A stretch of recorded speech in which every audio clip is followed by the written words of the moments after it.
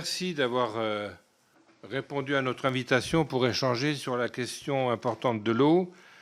Nous avons donc fait cette audition avec les offices de l'eau et nous avons invité aussi l'ensemble des sénateurs et sénatrices d'outre-mer. Mais je crois qu'il y a une réunion en même temps au ministère de...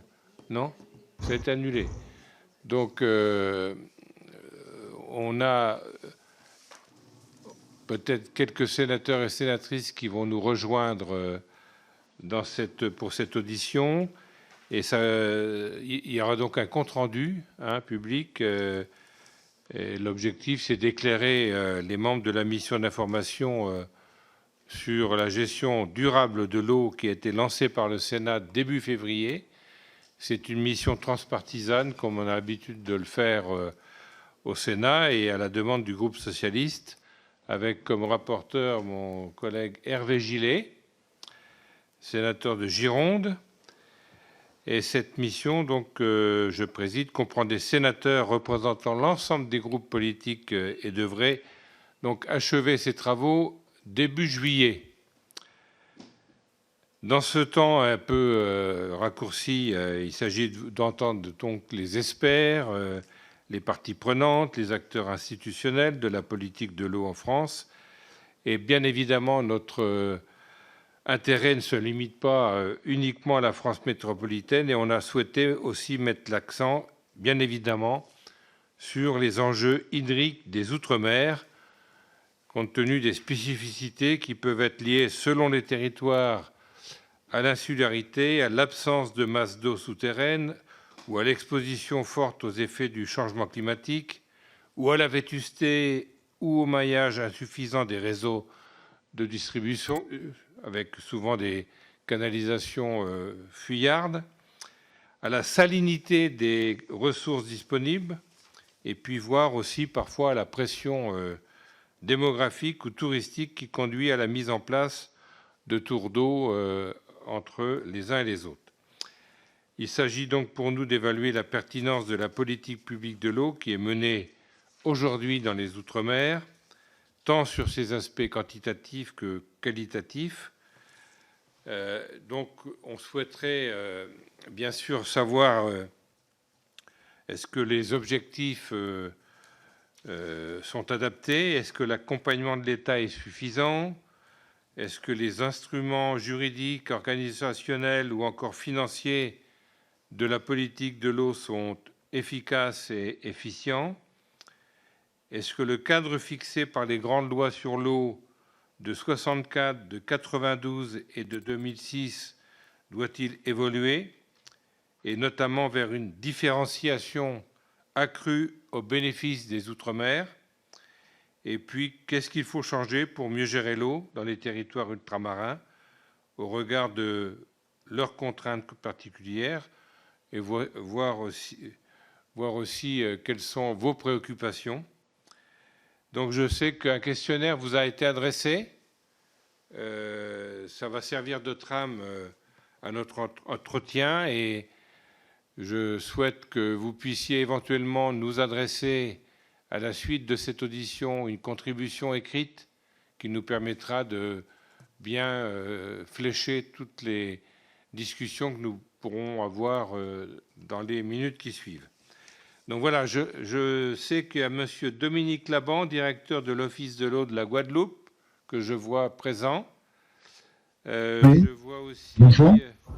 Bonjour, M. Faisal Bada, directeur du développement durable des territoires adjoints auprès du directeur général de l'Office de l'eau de la Réunion. Bonjour. Madame Myriam Inimode, directrice et responsable du pôle technique territorial de l'Office de l'eau de la Guyane. Non, je ne sais pas. Madame Michela Adine, directrice générale de l'Office de l'eau de la Martinique. Je l'ai aperçue à l'instant. Oui, je suis là. Bonjour, Michela Adin. Bonjour. Bonjour. Monsieur Jean-François Leroux, adjoint au chef de service environnement et prévention des risques à la DEAL de Mayotte. Je ne sais pas si... le directeur de Mayotte. Oui. Vous êtes en ligne? Vite fait. Et j'ai à mes côtés donc Stéphane Artano, président de la délégation d'Outre-mer, et ma collègue Micheline Jacques, qui est également présente. Donc merci encore à vous, et je vais laisser la parole à mon collègue Hervé Gillet. Bien, bonjour, bonsoir à vous toutes et à vous tous, en vous renouvelant nos remerciements pour votre disponibilité. Le président Rémy Pointreau a donné le cadre général de cette mission d'information en mettant en exergue déjà les premiers questionnements généraux vous concernant. Je vous propose tout d'abord peut-être de vous laisser un peu de temps justement pour faire une première présentation des structures que vous représentez dans le cadre de cette audition, et puis de pouvoir nous apporter déjà les premiers commentaires et réponses concernant les questions de fond que le président Pointreau a pu exprimer. Et je reviendrai dans un deuxième temps sur les questions un peu plus précises, mais qui vont suivre bien sûr le questionnaire qui vous a été transmis, et nos collègues présents, bien évidemment, pourront échanger avec vous. Donc je vous donne la parole et on démarre peut-être par Monsieur Laban. Oui, bonjour. Bonjour à tous. Donc, Dominique Laban, directeur de l'Office de l'eau de Guadeloupe. C'est un établissement public qui est rattaché à la collectivité départementale, puisque, comme vous le savez, en Guadeloupe, on a toujours la coexistence d'une région et de départements. Et l'Office de l'eau de Guadeloupe est présidé par Madame Isabelle Américaine, une conseillère départementale. Donc, on intervient sur un territoire archipel avec une double insularité, et sur les problématiques de l'eau que vous avez évoquées. On considère que, alors, on est passé depuis l'année 2021 de 5 autorités organisatrices à 2 autorités avec la création de la structure unique de l'eau, le SMGEAG, et la communauté de communes de Marie-Galante. Alors, par rapport aux questions que vous avez posées sur l'approvisionnement en eau potable, la disponibilité de la ressource, la pollution, etc., ce qu'on peut dire, c'est que l'état du réseau, la principale difficulté à laquelle nous sommes confrontés depuis de nombreuses années, c'est la vétusté du réseau. On a un réseau qui est hors d'âge, on a des canalisations et des conduites qui datent de plus de 80 ans, qui sont en cours de renouvellement. Et depuis la mise en œuvre du plan Eau-Dôme au cours des 5 dernières années, il y a eu un sérieux effort d'investissement sur le renouvellement de ces réseaux, sur la remise en état d'unités de production. Et donc, ce qu'on constate, c'est que ce réseau est fragile. La vulnérabilité du réseau a été mise en évidence à l'occasion du passage de la récente tempête Fiona, qui a endommagé une partie du feeder de Capesterre-Belle-Eau, qui est le principal réseau qui alimente l'ensemble d'une grande partie de consommateurs en eau, de Grande Terre, des Saintes et de Désirade. Alors, c'est un réseau qu'il faut entièrement renouveler pour une grande partie. Ce qu'on peut dire, c'est que par rapport à la disponibilité de la ressource, nous, on a noté depuis quelques années une augmentation significative des volumes prélevés, et on considère qu'il y a une surexploitation de la ressource. On prélève environ 120 millions de mètres cubes d'eau par an, principalement dans les eaux superficielles, les rivières et les cours d'eau, et que malheureusement, 50% de ces prélèvements sont perdus. On a la moitié du réseau qui est vétuste et qui alimente un nombre élevé de fuites. Une surexploitation aussi dans les eaux souterraines de Grande Terre.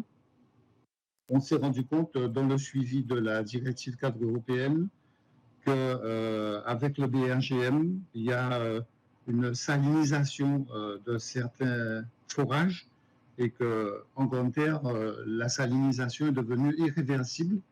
Donc, il y a manifestement une surexploitation de la ressource. Alors, cette ressource, elle est impactée par les effets du dérèglement climatique.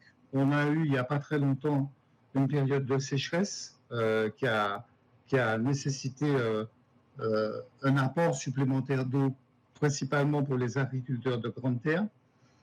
À ce titre, ce qu'on peut dire, c'est que la collectivité départementale qui a mis en place une politique d'irrigation avec des barrages a permis de compenser le besoin en eau des agriculteurs, mais les effets du dérèglement climatique nous amènent à considérer qu'il faut de plus en plus gérer de façon beaucoup plus responsable cette ressource, parce que les tours d'eau sont érigés en mode de gestion sur des zones très sensibles, principalement sur la zone de grande terre. On a assisté à une multiplication de dispositifs de stockage d'eau, soit des eaux pluviales, soit d'eau potable, y compris dans les écoles et dans les établissements recevant du public, et que l'achat d'eau en bouteille représente un coût exorbitant pour les minima sociaux, parce que ça représente un budget qui est quand même conséquent dans une période d'inflation et d'augmentation des matières premières et notamment du coût du carburant.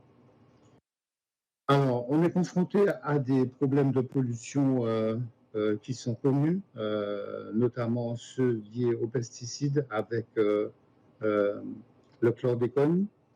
Il y a aussi des pollutions industrielles, notamment avec les pollutions générées par les producteurs de rhum et les distilleries, mais l'activité économique qui se développe aussi sur la zone industrielle de Jarry.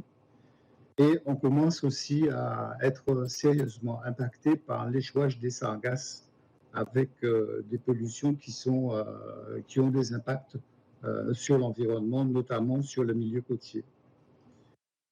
Alors, depuis le plan DOM, comme je l'ai dit, il y a quelques années, il y a une maquette financière qui a été mise en place par l'État, qui était de 35 millions d'euros, qui n'était pas suffisante au regard de la volumétrie des investissements réalisés pour réhabiliter les dispositifs d'eau potable, et qui a été complété par un plan d'action prioritaire qui a été piloté par la région et le département. Et là, il y a eu un sérieux coup d'accélération sur la réhabilitation des réseaux, du linéaire de réseau, sur la réparation de fuites, sur le changement de compteur. Et donc, oui, il y a une amélioration, mais qui n'est pas suffisante, parce que si on prend en considération les contraintes générées par la non-conformité des dispositifs d'épuration qui atteignent un niveau très élevé, on a globalement 80% des dispositifs d'épuration qui sont non conformes. Tout cela génère une volumétrie financière qui est quand même conséquente, qui est de l'ordre de 800 millions d'euros pour l'eau et un peu plus pour l'assainissement. Donc l'Office de l'eau a bien évidemment apporté sa contribution aux travaux de rattrapage indispensables pour remédier au mauvais état du réseau, aux conduites et aux canalisations. L'Office a réalisé un schéma exhaustif sur l'inventaire du patrimoine des réseaux d'eau et d'assainissement qui a été mis à disposition du SMGEAG, qui lui permet d'avoir une meilleure lisibilité de l'état des réseaux et des points de sensibilité sur lesquels il est urgent d'intervenir. Et donc, ce qu'on peut dire, c'est qu'on subit malheureusement les effets des ruptures en eau potable, principalement pour des catégories sociales défavorisées. Et c'est un vrai préjudice qui devient à certains endroits insupportable. Merci, monsieur Laban. On va poursuivre donc à la fois la présentation et les réactions premières par rapport aux questions posées, peut-être avec Madame Myriane Inimode. Elle est en retard, hein, d'accord. Donc Madame Michela Adin. Adin, pardon. Alors, bonjour, rebonjour. Je crois que j'ai remis mon écran. Très bien. Merci. Alors, pour la Martinique, l'Office de l'eau Martinique, c'est une équipe de 30 agents. Donc, on est sur un budget annuel d'environ 12 millions. Nous sommes, donc nous exerçons sur toute la compétence sur tout le territoire. Et nous sommes effectivement des observateurs clés compte tenu de la mission de développement de la connaissance et de l'information que nous avons. Alors, que dire? Pour être très synthétique, en deux plans. Concernant l'eau potable, donc on peut dire qu'en Martinique, on n'a pas de souci concernant la ressource en eau, elle est abondante, même si certaines alertes sont posées et nous devons être véatifs par rapport à notre manière de consommer à l'aune du changement climatique. Il pleut beaucoup en Martinique et 99,9% des Martiniquais ont accès à l'eau potable. Par contre, les réseaux sont fuyards. Nous avons un souci de rendement, donc avec un taux de rendement qui est assez faible, à peu près 40% en moyenne. Alors, tout le territoire n'est pas uniforme. Donc, ça veut dire qu'on prélève trop par rapport aux besoins de la population. Nous observons également une baisse de la consommation, c'est une tendance longue, mais avec des changements de comportement. Concernant l'eau, nous avons une particularité, c'est qu'elle est mal répartie dans l'espace géographique. Le nord de la Martinique concentre la totalité, je veux dire, nord et centre de la réserve en eau naturelle et des massifs forestiers. Donc, les principaux captages sont situés dans le nord, alors que le sud n'a pas d'eau de point de captage. Donc, on a une problématique d'amener l'eau du nord vers le sud, sachant que le sud et le centre de la Martinique, notamment le sud, sont les zones les plus peuplées. À côté de cette problématique géographique, il y a une problématique de temporalité, de saisonnalité, puisque nous faisons face de manière assez régulière à des périodes de sécheresse très fortes pendant la période sèche qu'on appelle chez nous carême, carême qui va de décembre à juin, je dirais.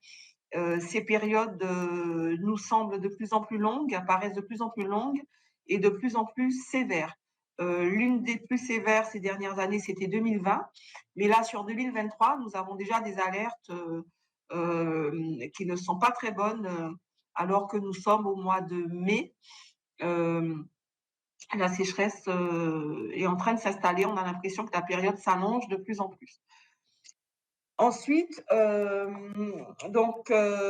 concernant l'assainissement d'un autre côté, l'assainissement, là, on est sur une bombe à retardement. La Martinique est bien équipée en installation, en équipement, en usine de traitement. Donc, davantage qu'un problème d'équipement ou d'investissement dans du neuf, nous avons une problématique d'amélioration de la performance des exploitations. Pour ce qui concerne l'assainissement collectif, nous avons une moyenne de 15% de conformité, toutes causes confondues. Il peut y avoir des conformités effectivement qui paraissent légères, administratives, mais en tout cas, 15% de conformité, ce n'est pas suffisant. Donc, ces stations parfois fonctionnent mal parce qu'elles ne sont pas bien entretenues, soit sous-dimensionnées ou au contraire surdimensionnées. Concernant l'assainissement non collectif, il faut noter que ça concerne 60% du parc est en assainissement non collectif, donc en fosse septique. Dans ces 60%, vous avez à peu près 85% de non-conformité. S'agissant de l'assainissement non collectif, pour nous, c'est une vraie problématique puisque les maîtres d'ouvrage sont des personnes privées dans leur maison, sachant que nous avons évalué le coût d'une réhabilitation pour une conformité au sens national est en moyenne de 10 000 euros, entre 10 000 et 12 000 euros. Et la sociologie de la population ne permet pas, en général, aux personnes de faire face à ces frais. Et donc, ça me permet de glisser sur la problématique de la pollution. L'assainissement en Martinique, c'est la cause numéro 1 de la pollution de nos masses d'eau, notamment de nos masses d'eau côtières. Nous sommes sur des bassins très petits, donc avec des effets en côte très rapides.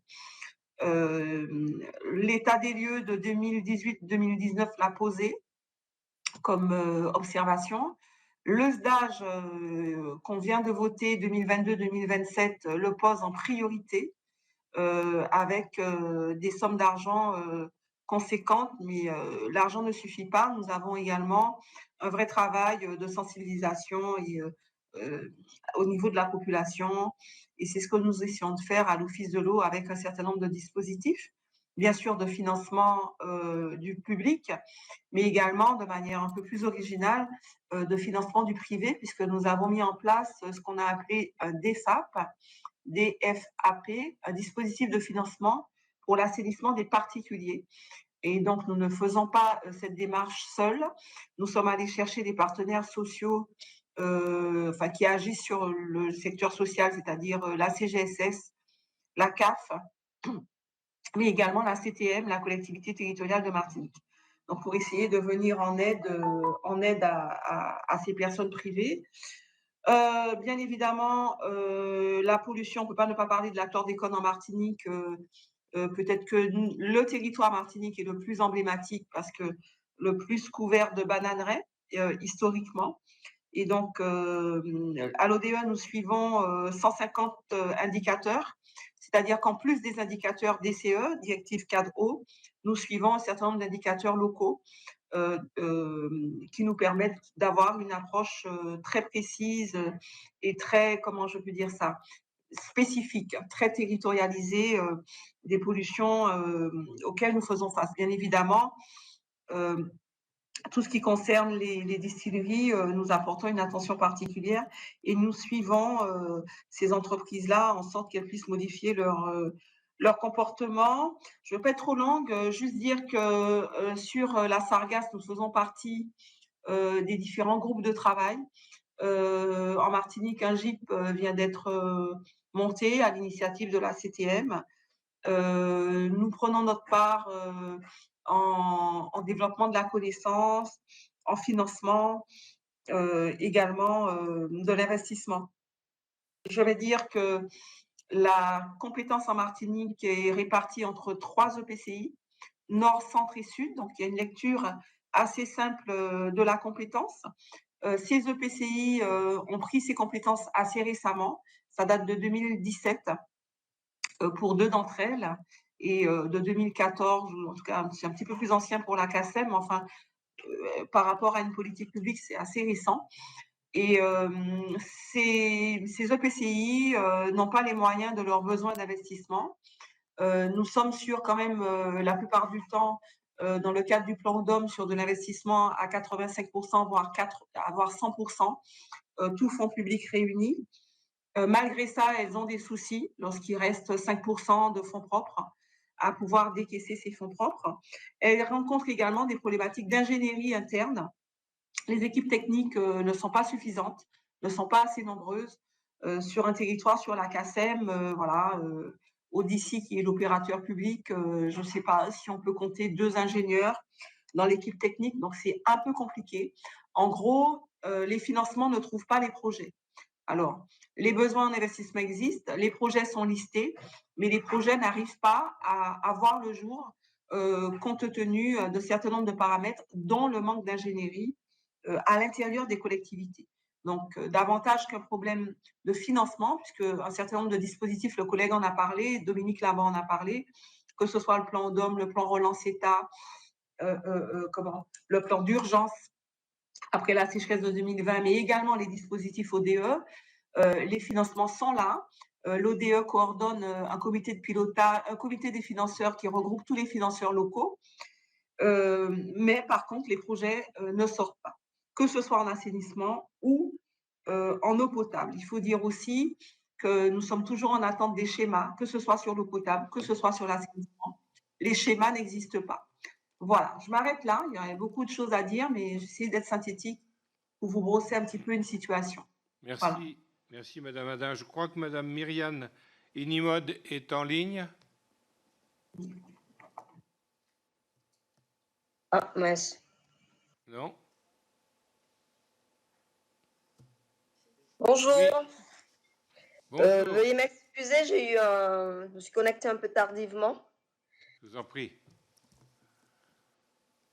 Donc, pour c'est à vous. Oui. Ah.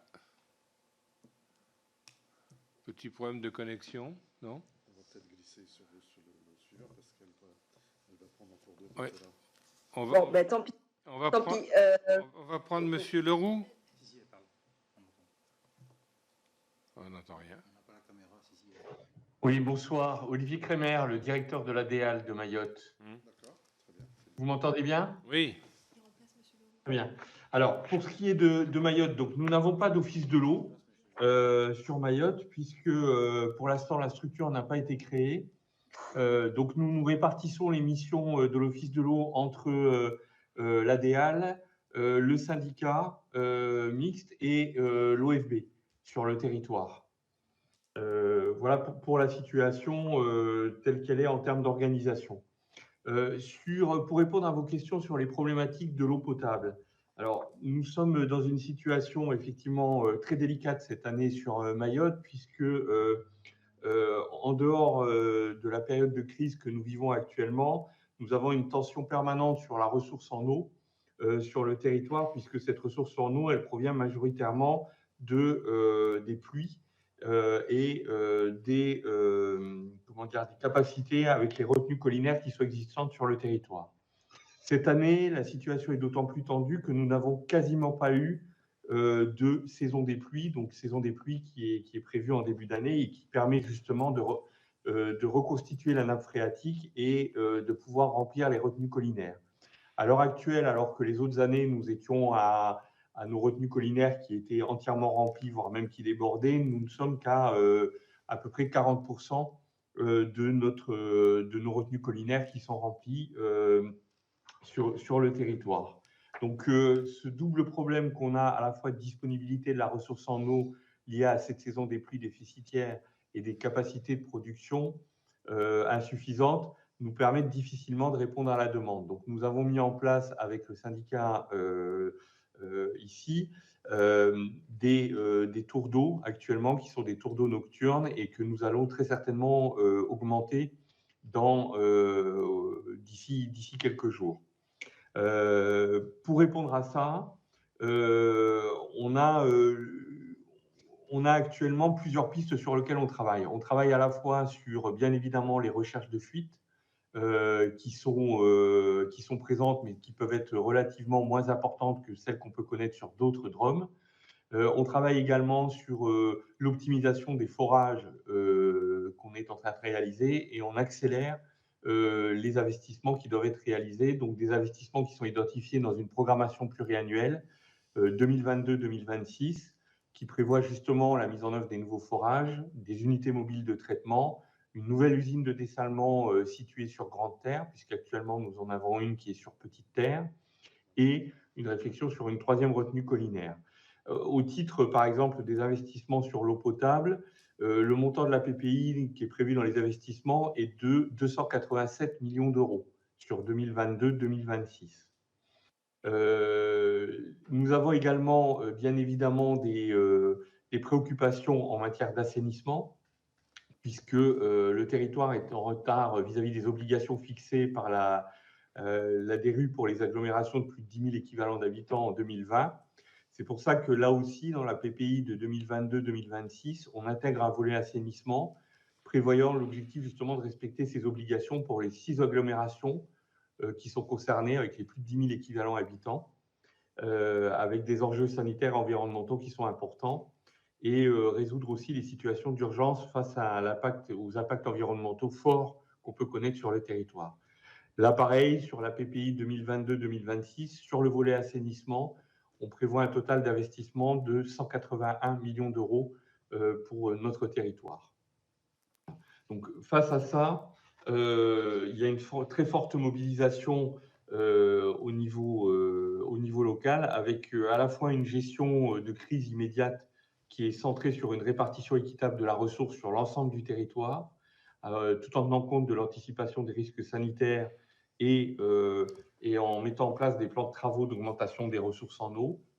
Et puis, il y a également, bien évidemment, à moyen terme, une refonte des investissements, comme j'évoquais tout à l'heure, dans le cadre de la PPI, vers la sortie des tours d'eau, avec un objectif donc, de réalisation notamment d'une usine de dessalement de grande capacité sur grande terre, et une accélération des investissements, puisque l'usine était prévue à l'horizon 2026, et on accélère toutes les procédures pour être en capacité de livrer une première tranche de l'ordre de 10 000 m3 jour d'ici juillet 2024. Voilà ce que je peux vous dire déjà en premier élément. Bien, merci. Je vais demander maintenant à M. Fassaï Bada, qui était en ligne tout à l'heure. Oui, il est toujours avec nous. Et après, Mme Inimode, qui se prépare. Merci. Bonjour mesdames, bonjour messieurs. Merci pour votre invitation à participer à cette mission. Donc, le territoire de la Réunion. Donc, territoire de la Réunion, île tropicale, 2500 km², 860 000 habitants. Donc, en zone intertropicale. Aujourd'hui, par rapport à la ressource en eau, c'est une île qui est très arrosée. Globalement, annuellement, 7 milliards de mètres cubes d'eau de pluie tombent sur l'île de la Réunion.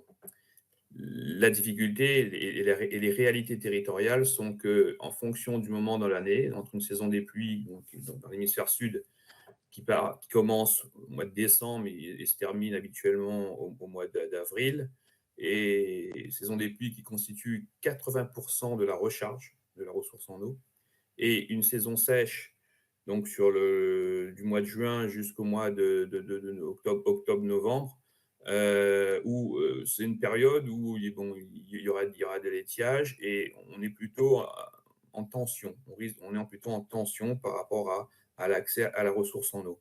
Donc globalement, pas de difficulté. Localement, des difficultés peuvent apparaître en fonction des territoires. Donc une égale répartition spatiale et dans le temps également. Par rapport aux services publics d'eau et d'assainissement, avec la mise en œuvre de la loi NOTRe au 1er janvier 2020, l'organisation des services publics d'eau et d'assainissement est passée d'une vingtaine d'autorités organisatrices à 5. L'île de la Réunion est couverte par 5 communautés d'agglomération. Elles sont toutes aujourd'hui compétentes en matière d'eau potable, d'assainissement, de GEMAPI et gestion des eaux pluviales urbaines.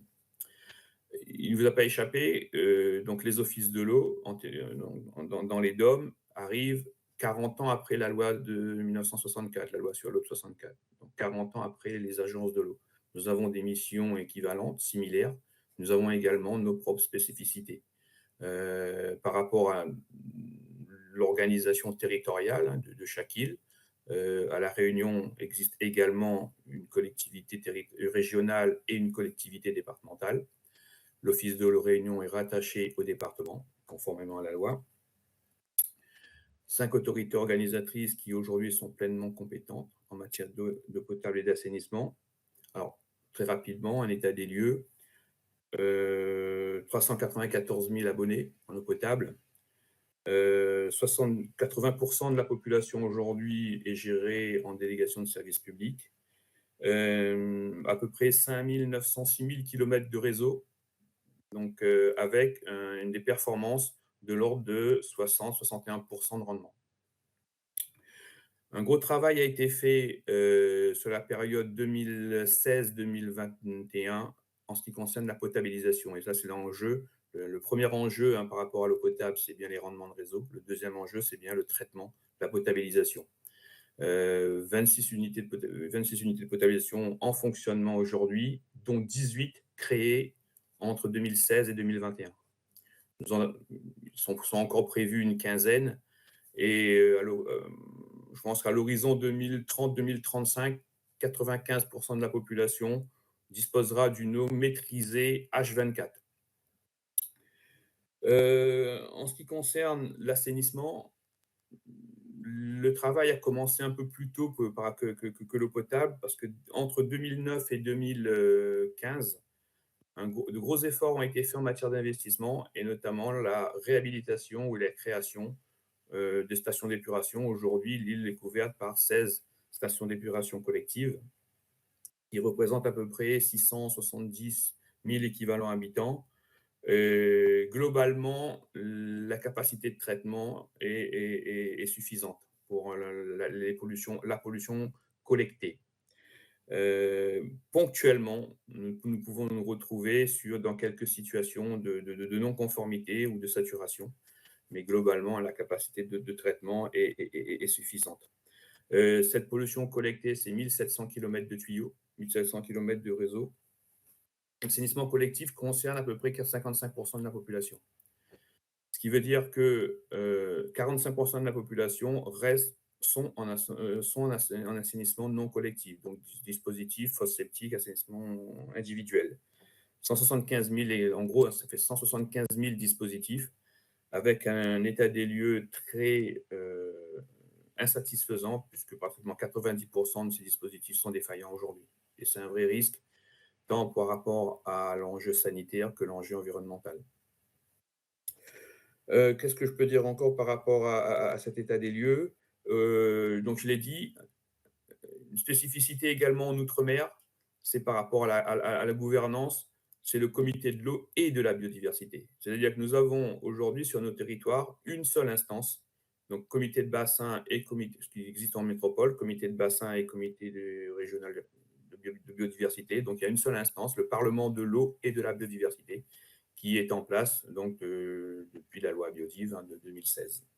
Donc, pourquoi j'en parle, c'est parce qu'aujourd'hui, le PPI de l'Office de l'eau est validé par le comité de l'eau et de la biodiversité. Et cela peut avoir une incidence, notamment aujourd'hui, par rapport aux actions menées en matière des investissements menés dans le cadre de l'eau potable et du traitement des eaux usées, et les actions attendues en matière de biodiversité. Par rapport aux enjeux en lien sur l'assainissement, les enjeux attendus aujourd'hui, c'est de poursuivre le traitement, notamment un assainissement non collectif, donc améliorer les dispositifs, mais également un sujet des raccordables non raccordés, c'est-à-dire augmenter le réseau de collecte. Il y a également un sujet de pollution diffuse, donc les aires d'alimentation de captage. Il y a également ce sujet, donc 12 aires d'alimentation de captage à La Réunion, dont 6 sont concernées par la mobilisation de l'eau potable. Et je terminerai en disant qu'aujourd'hui, de gros enjeux, alors, par rapport à l'ingénierie. Aujourd'hui, il y a suffisamment, les outils financiers sont là. Les outils financiers sont là, nous arrivons à mobiliser, le territoire de La Réunion à peu près réussi à mettre en œuvre entre 450 et 500 millions d'euros de travaux sur 6 ans, donc qui est la période du SDAGE. Mais nous constatons aujourd'hui une certaine difficulté à sortir certains projets du fait d'une insuffisance de structuration des équipes ou des compétences des équipes, que ce soit en matière de potable, de traitement des eaux usées et de la gestion des milieux aquatiques, de la GEMAPI. Donc, il y a cette difficulté d'avoir des collaborateurs compétents, que ce soit en collectivité, mais également en bureau d'études. Et c'est pour cela que nous travaillons aujourd'hui, dans le cadre du plan ODOM, nous travaillons donc avec les services de l'État à essayer de faire sortir des cursus de formation spécifiques. Alors, il y aura le sujet de la temporalité, entre le moment où les ingénieurs sortiront, il y aura toujours des besoins. Donc, voilà. Donc, voilà. Donc, il y a ce gros travail aujourd'hui qui est en œuvre. Par rapport au questionnaire, donc, on vous renverra donc les réponses aux questions. Donc, c'était juste une première présentation de la situation de La Réunion en ce qui concerne la ressource en eau. Merci. Madame Myriane Inimode. Bonjour, vous m'entendez bien? Très bien. Oui, très bien. Mais on ne vous voit pas, mais on vous entend bien. Bon, ok, c'est l'essentiel. Donc, très, très rapidement, la Guyane. 4 PCI, 22 communes, 4 PCI, un seul EPCI avec les compétences eau et assainissement et un EPCI avec la compétence assainissement non collectif. Globalement, on prélève sur la ressource en eau environ 21 millions de mètres cubes d'eau par an pour l'alimentation en eau potable. Donc 90% à partir de captage d'eau de surface. On a un exploitant historique pour une DSP, délégation de service public, qui couvre quasiment l'ensemble du territoire. C'est 18 communes sur les 22 et 4 communes dites en régie. Alors, pudiquement, le terme de régie, c'est pour cacher qu'il n'y a aucune structuration de service. En assainissement, par contre, il y a 2 exploitants pour les stations d'épuration et les réseaux. Le budget de l'Office de l'eau est à environ 3,4 millions d'euros de recettes issues des redevances et une moyenne d'à peu près 1,4 million d'aides aux porteurs de projets. Donc, on a voté le PPI sur 7 ans à 9,6 millions. Donc, si je divise par 7 ans, ça fait globalement 1,4 million par an. Ça, c'est pour montrer la différence avec les besoins du territoire. Dans le cadre de l'étude de transfert des compétences, en lien avec la loi NOTRe et l'échéance du 1er janvier 2026, les EPCI ont lancé des études qui font la démonstration que la mutualisation au sein d'un service intercommunal, la mutualisation ne va pas se traduire par une réduction des coûts. Donc, même si effectivement nous insistons, nous incitons, le transfert des compétences devient obligatoire, le discours selon lequel cela permettra de réduire les coûts, ici, il n'est pas jouable, puisqu'il n'y a pas, au vu de l'étendue du territoire, il n'y a pas forcément d'interconnexion possible entre les différentes communes d'un même EPCI. Alors, les collègues de Martinique et de Réunion disaient qu'aujourd'hui, il y a des projets, enfin, il n'y a pas de projet avec du financement. Nous, depuis 1 an à peu près, nous avons 4 gros projets. Alors, je n'ai connaissance que de 4 gros projets lancés, à peu près dont le DCE est prêt à être lancé, mais sans financement. Parce qu'il y a un gros financeur, l'OFB, l'Office français de la biodiversité, qui a changé ses règles d'attribution, qui ne finance plus, par exemple, les réservoirs de stockage, qui fait en sorte qu'on a deux projets sur les 4 qui sont bloqués à cause de ça. Les communes n'arrivent pas à boucler leur plan de financement. Concernant le plan DOM, à l'Office de l'eau, nous avons 3 ingénieurs qui accompagnent les communes au plus près et on a mené en fait un partenariat avec les collectivités pour les accompagner sur leurs projets eau et assainissement et on travaille en étroite collaboration à charger de mission de l'un des EPCI, donc la CCOG, qui couvre 8 communes sur les 22 et qui couvre en termes de superficie la plus grande partie du territoire guyanais. Et une chose à laquelle j'insisterai, c'est le fait de dire que l'étude de transfert, mais on le savait déjà avant, la conclusion, c'est que l'eau ne paye pas l'eau et il faut absolument pour les communes isolées de Guyane réfléchir à un autre mode de financement des services publics. Puisque même quand on aura la compétence intercommunale, on ne va pas régler, enfin l'eau ne va toujours pas payer l'eau. Donc, on a été sollicité il y a quelques temps sur des évolutions réglementaires et législatives. Nous, c'est l'un des points sur lesquels on souhaite insister avant même des évolutions techniques de dispositifs. Pour revenir sur la situation de l'assainissement, 90%, selon les 2 SPANC intercommunaux, 90% du parc d'assainissement non collectif serait non conforme.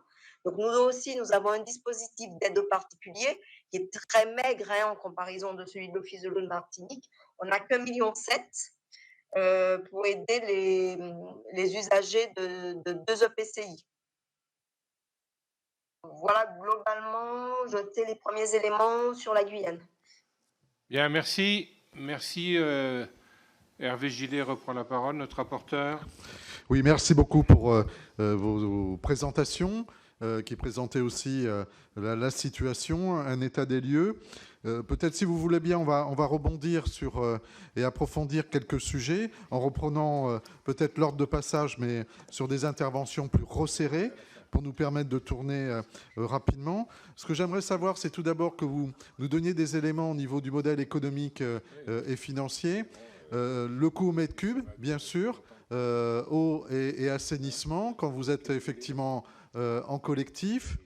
La question complémentaire aussi au programme d'investissement que vous avez pu citer, c'est l'évaluation au niveau des besoins, c'est-à-dire quel décalage vous avez dans la capacité aujourd'hui de mettre en œuvre un programme d'investissement, des programmes d'investissement et les besoins réels. Donc aujourd'hui, faut-il faire appel à d'autres interventions financières? Je crois qu'il y a eu d'ailleurs des engagements pour certains d'entre vous au niveau gouvernemental. Peut-être que vous pourrez nous les préciser. Vous faites état donc tous de niveaux de non-conformité relativement importants, même s'il y a des différences entre vous. Pour vous, quelle serait la meilleure trajectoire pour essayer de diminuer ces taux de non-conformité, notamment sur le non-collectif? Y a-t-il possibilité de mutualiser des coûts d'intervention, puisque les unités d'usage, les unités d'habitation, compte tenu de leur situation sociale et professionnelle, ne peuvent pas faire face à ces coûts-là? Est-ce qu'il y aurait des possibilités de mutualiser à un moment donné les coûts pour pouvoir effectivement intervenir? Est-ce d'ailleurs un des axes du dispositif DFAP dont vous avez parlé à un moment donné, sur ces capacités d'intervention? Et puis, en profitant de vos réponses, quelles seraient les propositions que vous pourriez nous faire dans le cadre de la mission qui seraient susceptibles d'améliorer la prise en charge de ces compétences à votre échelle? On reprend le tour de table, si vous voulez bien. Merci. Attends, on va peut-être, parce qu'il va falloir qu'on puisse faire ça de façon synthétique, parce que j'ai encore mes collègues qui vont vous poser d'autres questions. Et là, il y a une série de questions assez importantes. Donc, merci de lever la main pour celui qui veut prendre la parole. Peut-être qu'on ne va pas pouvoir prendre la parole sur chacun sur toutes les mêmes questions, parce que ça va être, à mon avis, trop long. Donc, si on peut peut-être tourner entre les uns et les autres. Madame Adin prend la parole. Merci. Et après, Oui, une autre personne. Oui, je fais très rapidement sur le dispositif des FAP. Donc, il y a une enveloppe qui est quand même assez conséquente, mais qui n'est pas encore consommée.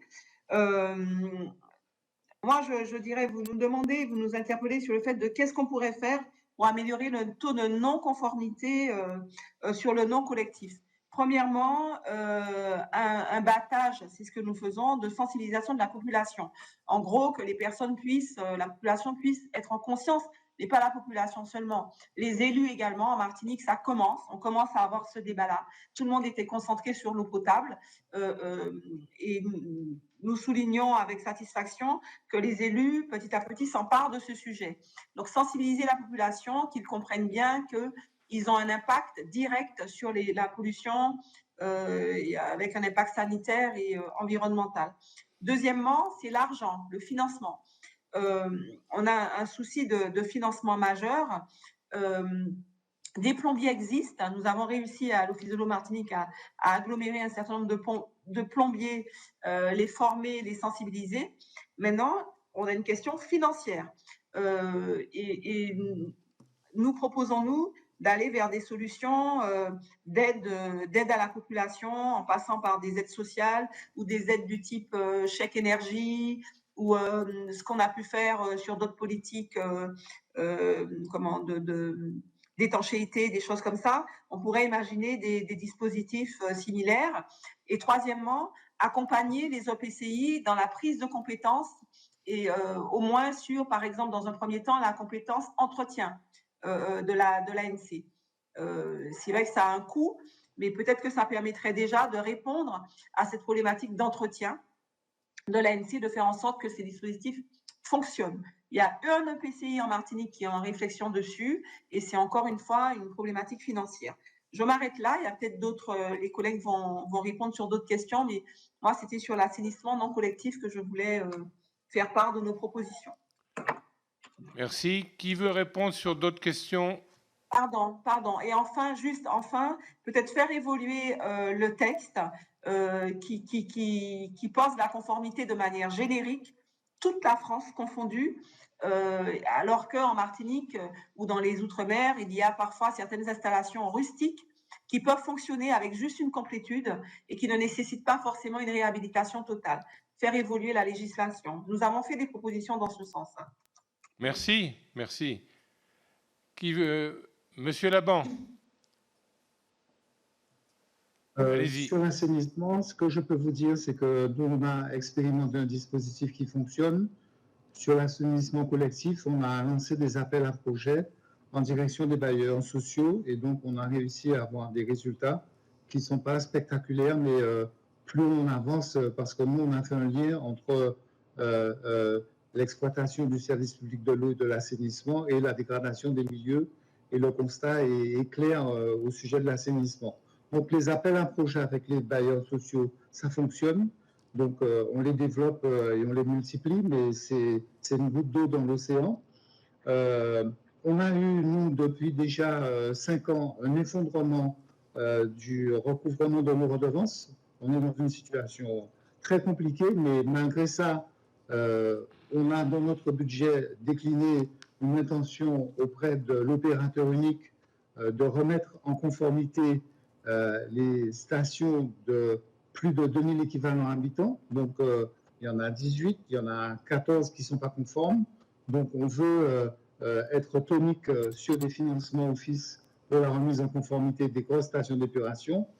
Et sur l'assainissement non collectif, on a essayé de trouver des partenaires sociaux, mais je ne vous cache pas que la situation est compliquée parce que la CAF et la Caisse de sécurité sociale nous ont fait savoir que leur maquette financière était entièrement mobilisée sur le lien social et les actions prioritaires en direction des publics défavorisés. Et donc, ils ne seront pas, du moins dans l'immédiat, en capacité de nous aider. Ce que nous souhaitons, nous, c'est que le système fonctionne parce que on est à 55 millions d'euros de créances non recouvrées. Donc, le système de la redevance ne marche pas. On va devoir admettre en valeur un volume conséquent de redevances non encaissées par l'Office pour 2 raisons. Je vous les ai expliquées tout à l'heure. Il y a un usage abusif de la ressource. On prélève 120 millions d'euros, 120 millions de mètres cubes d'eau. On en perd la moitié. Et s'ajoute à ça un taux de recouvrement dans la facturation qui est de 40%. Ce qui fait que les titres que nous émettons ne seront jamais honorés puisque les effets cumulés des fuites et du non-règlement des factures réduisent de 30% le pourcentage de volume de redevance qu'on peut prélever. Bien qu'en soit, alors on a mis en œuvre toutes les diligences, référé provision auprès des tribunaux, avis de la Chambre régionale des comptes, ça ne donne rien. Donc notre système s'effondre et donc on essaie de le sauver en négociant avec le nouvel opérateur un accord sur un étalement des redevances, mais au moins les payer. On s'est rendu compte que les opérateurs privés payent leurs redevances, donc le système fonctionne. On a un opérateur privé sur Marie-Galante, Cargeo, qui respecte ses engagements. Et donc, on aurait bien aimé avoir votre soutien pour que le règlement de la redevance soit appliqué comme dans toutes les régions de métropole. Par rapport à cette situation dégradée, on ne lâche pas l'affaire. J'aurais tendance à dire que ce qu'on souhaite, nous, c'est qu'effectivement, il y a un déficit d'ingénierie, mais qu'on puisse simplifier les procédures et que, dans la mesure du possible, on puisse prendre en charge une partie de l'ingénierie qui fait défaut aux opérateurs de manière à ce qu'on accélère la politique de rattrapage dans le rétablissement de la performance des réseaux et dans le rétablissement de dispositifs d'assainissement conformes, parce que la dégradation des milieux, elle est évidente et elle s'amplifie. Donc, ce sont pour nous des urgences incontournables. Si quelqu'un d'autre veut répondre aux questions de notre rapporteur, Monsieur Bada. Oui, merci. Donc, par rapport aux quatre questions que je vous posais, le modèle économique, donc à La Réunion, le prix du mètre cube eau potable assainissement, c'est entre 2,40 € et 2,50 € le mètre cube. C'est très faible. C'est un coût qui est inférieur à certains coûts qui se rencontrent ailleurs, mais il faut aussi tenir compte de la situation socio-économique de La Réunion. Donc, aujourd'hui.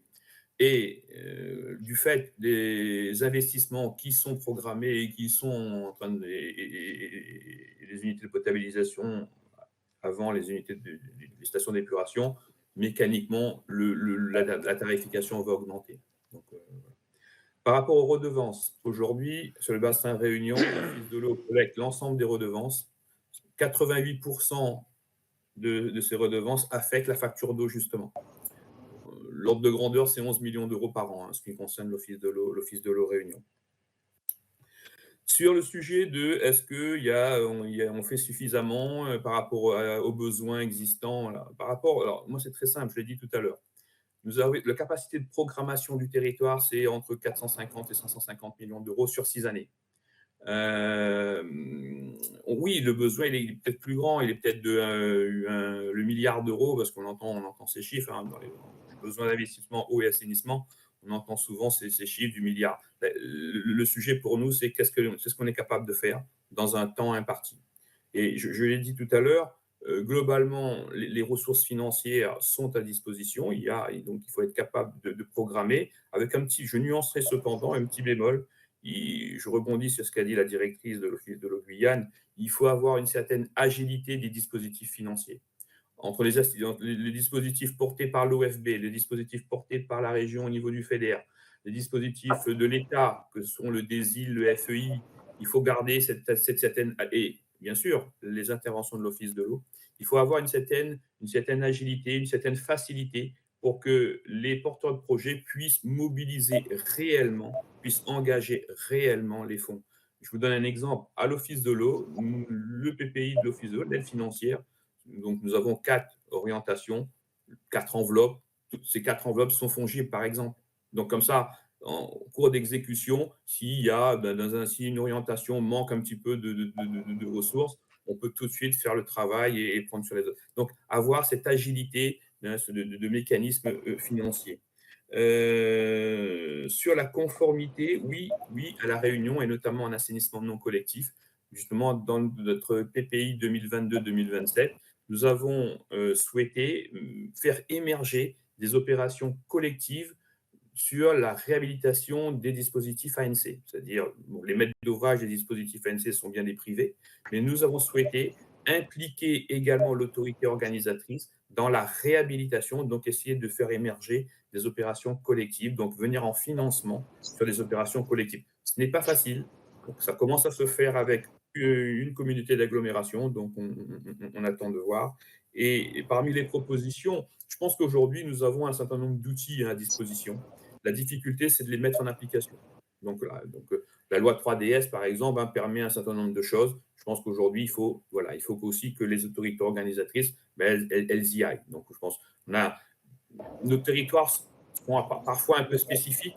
Il y a un sujet, on reviendra peut-être après, qui ne se rencontre peut-être pas en métropole, c'est petit territoire français, région ultra-périphérique, dans un océan avec des États, des pays autour de nous.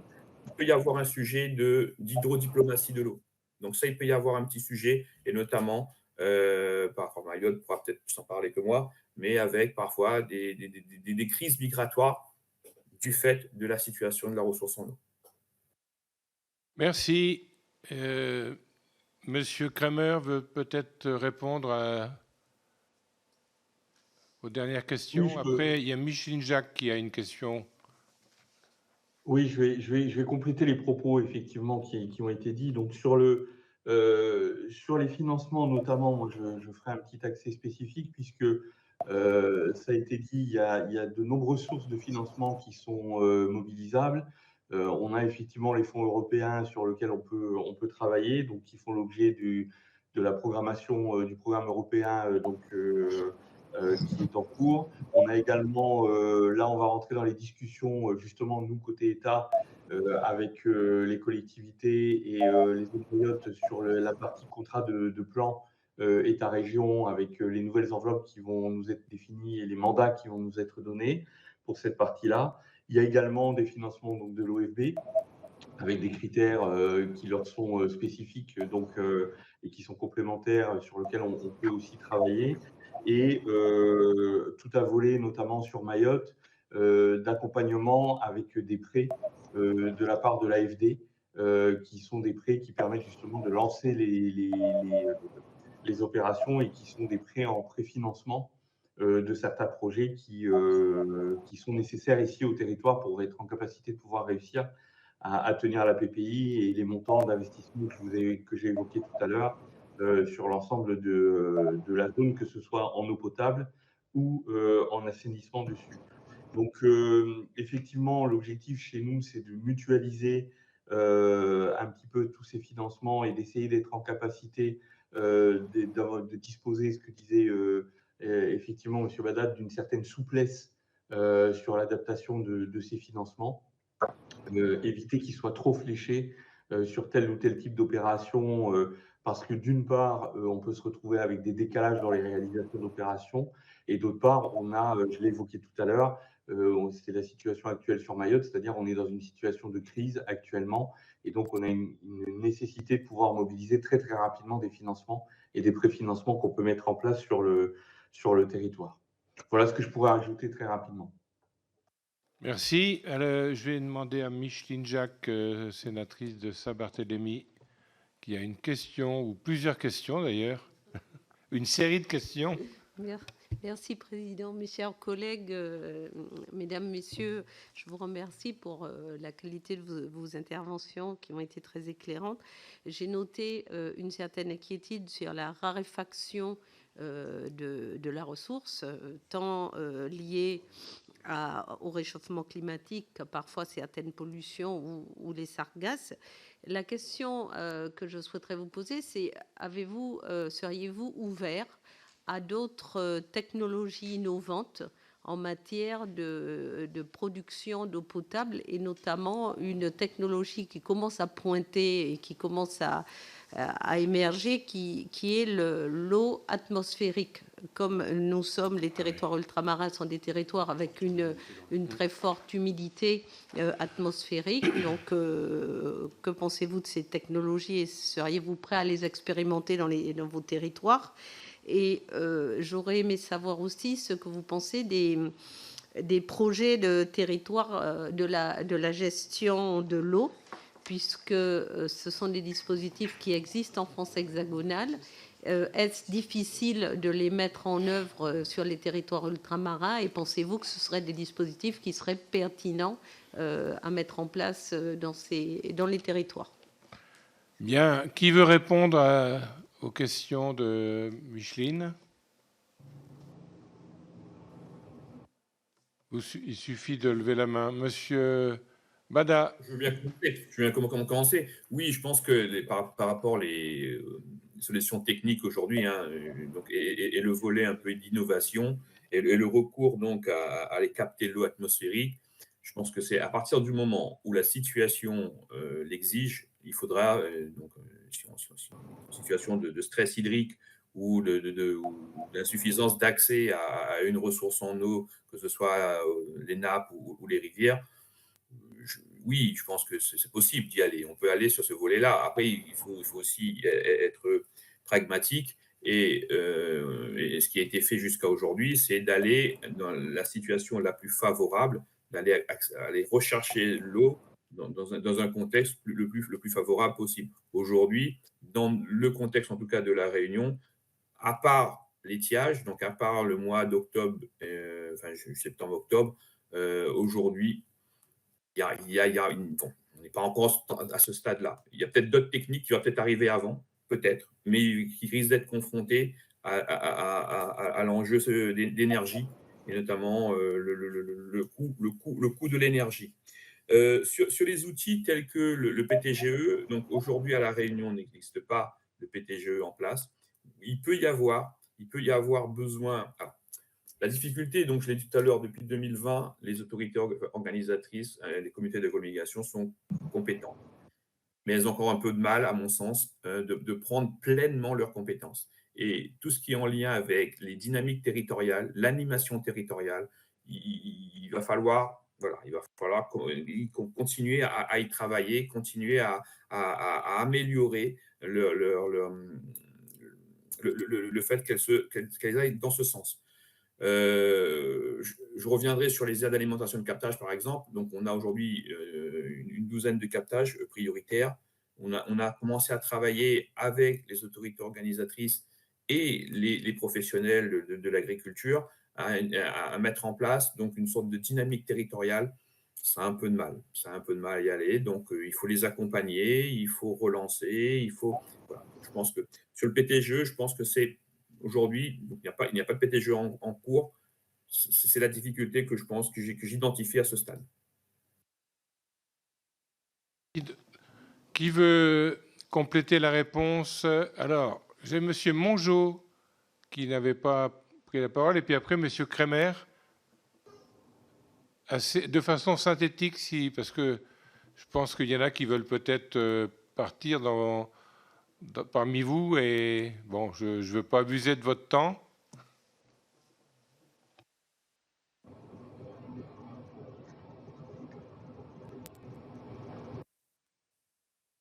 On vous entend pas, Monsieur Mongeau.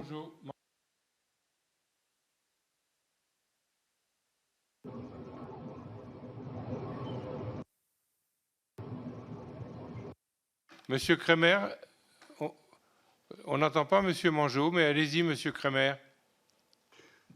Très rapidement, pour répondre à Madame la sénatrice, alors effectivement, nous, on a regardé justement toute la partie technologie avec l'eau atmosphérique pour essayer de voir si ça pouvait être une solution sur Mayotte face à la crise actuelle. C'est une solution qu'on a, je dirais, un peu écartée pour l'instant. Pourquoi? Parce que la production d'eau reste relativement faible par rapport aux besoins qu'on peut avoir sur le territoire. De mémoire, les unités qu'on nous a présentées, c'était de 180 000 litres d'eau par an maximum, alors que les besoins sont beaucoup plus importants avec une forte consommation d'électricité. Pour autant, c'est une technologie qu'on regarde. C'est une technologie, à mon avis, qui sera mature très certainement d'ici peu de temps, ou qui peut répondre à des besoins ponctuels qu'on peut avoir sur certains territoires. PGTE aussi, pour répondre très rapidement, nous, on regarde de manière très fine ce qui se passe actuellement sur la Corse. Voilà. Est-ce que M. Mongeau a retrouvé son micro? J'ai changé de micro, est-ce que vous m'entendez déjà? Là, ça y est, oui, allez-y. D'accord. Alors, oui, pour répondre d'abord sur les technologies innovantes comme la captation des eaux atmosphériques, c'est quelque chose qui se faisait traditionnellement sur les petites îles sans Caraïbes, notamment on observe encore des impluviums qui captent les rosées sur les îles des Grenadines. Nous, en Martinique, ça n'est pas pour l'instant une voie d'expérimentation, étant donné que la plupart du temps, on a suffisamment de ressources. Par contre, on essaye quand même, pour aller vers la sobriété, d'aller vers des usages d'eau non conventionnels. Et on a notamment étudié le potentiel de réutilisation des eaux usées traitées, en particulier en agriculture. Mais on travaille également sur le potentiel de récupération des eaux usées, des eaux pluviales, que ce soit à l'échelle des entreprises, des domestiques. Et il y a des études et des dispositifs de financement. Je vous enverrai ces éléments dans le cadre du questionnaire. Concernant le PTGE, effectivement, le dispositif ne couvre pas les outre-mer. Nous, en Martinique, on a eu une approche visant à essayer de planifier la gestion de la ressource à l'échelle de l'île. On a développé un modèle de gestion de la ressource qui allie des conditions climatiques, environnementales, avec les dispositifs d'infrastructure et également les besoins des différents usages. Et ce dispositif nous permet de simuler des scénarios d'aménagement à l'aune de variations de changement climatique et d'aggravation des sécheresses. Et on a pu chiffrer déjà le coût de l'inaction avec les pertes d'usage diverses et variées, l'achat d'eau en bouteille, etc. Et puis des scénarios combinés d'amélioration des rendements, de mise en place de nouvelles ressources, de diversification de la ressource, d'interconnexion. Et on se rend compte que la solution la plus efficace, c'est une solution qui panache l'ensemble des interventions. Donc on a comme ça une feuille de route macro pour le territoire qui nous permet d'aller vers une gestion durable de la ressource. Et ce modèle, il est utilisé actuellement par les EPCI pour le développement de leur schéma directeur d'alimentation. Et puis, je me permets de donner aussi une information concernant les questions précédentes. Le coût du service d'eau en Martinique pour l'eau potable seule, c'est 2,73 € en moyenne sur le territoire. Et avec l'assainissement, on monte à 2,71. Donc, un coût de service très fort. On n'a plus de marge de manœuvre du tout pour trouver des recettes du côté de l'augmentation du service.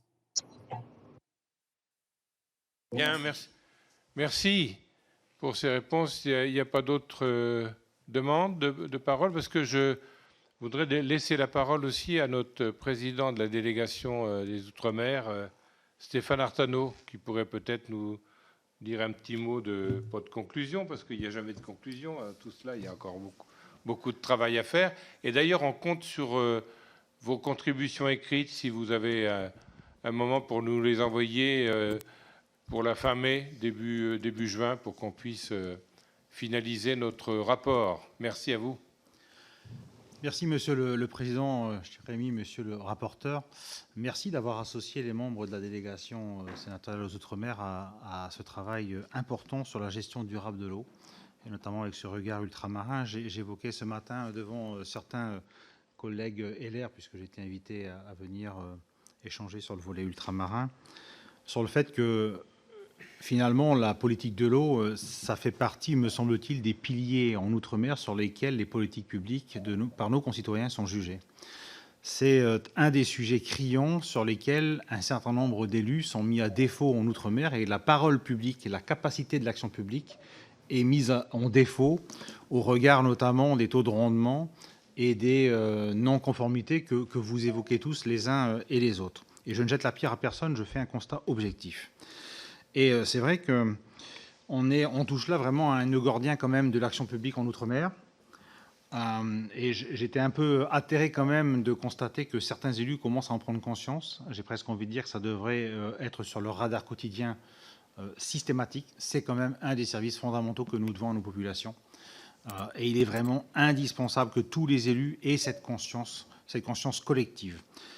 Par ailleurs, vous avez évoqué de manière à peu près transversale le fait que globalement, je parle bien globalement, que les financements sont plutôt disponibles, que notamment le regard de l'État est quand même plutôt bienveillant parce qu'il y a une nécessité notamment de régler les non-conformités et de pouvoir régler tous les sujets qui sont inhérents à chacun de vos réseaux, qu'ils soient eau ou assainissement. Mais en réalité, il y a une problématique d'ingénierie que vous avez tous soulevée. Et vraiment, là aussi, la question d'aller chercher l'ingénierie, y compris à l'extérieur du territoire, auprès d'opérateurs rodés à ce type d'exercice, me paraît être indispensable si on n'a pas encore constitué des équipes sur nos territoires, puisque je viens de Saint-Pierre-et-Miquelon, on peut avoir le même type de dispositif, et quand on n'a pas la compétence en temps absolu sur la construction d'un réseau, par exemple, on va la chercher à l'extérieur. Et vraiment, cette question de l'ingénierie pose également la question de l'intervention de l'ANCT en Outre-mer et du dimensionnement de cette agence, qui, pour la plupart du temps, en fait, son représentant est plutôt le préfet des territoires. Et en réalité, il n'y a pas de services nouveaux qui peuvent aider les petites collectivités. Je parle bien des petites collectivités ou des petits EPCI qui pourraient solliciter des expertises dont ils ne bénéficient pas en interne. Donc vraiment, pour moi, priorité absolue en termes de prise de conscience collective de la part de nos collègues élus, et je le dis avec vraiment beaucoup de gravité, parce que les choses vont bouger le jour où des élus vont être envoyés en correctionnel, hein. Je le dis aussi librement, parce que vous aurez des PV de constat d'infraction, de pollution des sols. Je pense que vous avez assez de chlordécone, je pense notamment à la Martinique, puisque là, c'est là où ça a été en particulier évoqué, mais pas que.